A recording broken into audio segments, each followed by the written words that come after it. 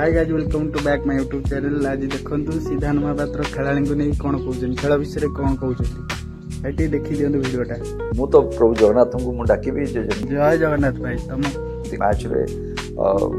भल भाव रे गोटे भल भाव रे से जीतंतु तुंडा सुतुंडा हो भाई जे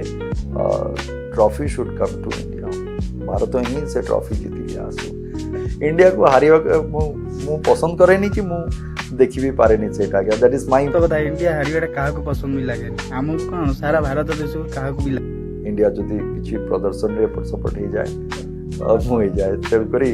मु पचार देबी कोन हला केते स्कोर हला कोन हला पुणी जीतिबार आशा दी आसी पुणी लगे कि देखि दे। भाई सत्य कथा पदे कहले आमे भी डरी कि खेल टीवी बंद कर दो कहीं काले हारी जीवा काले कोन हबो किछ नै किंतु अल्टीमेटली माने फाइनल एट होची जे हमर टीम जीतिबा दरकार आउ माने ता नो सेकंड क्वेश्चन आ गया जीत से टाइम रे अलग प्रकार राग आसी जाय तो मन रे बहुत जे जा कहले भी किछ पसिबनी छाड़ा जीतिबाटा होची ओनली 1 पॉइंट मोर आउ द्वितीय किछ आप जोटा पचाले भी मो किछ मोर एनालिसिस नाही किछ नाही केमती खेलले कोन कैसे है ना तो ना के इंडिया जीतबिया दरकार बस आउ किछ दरकार नै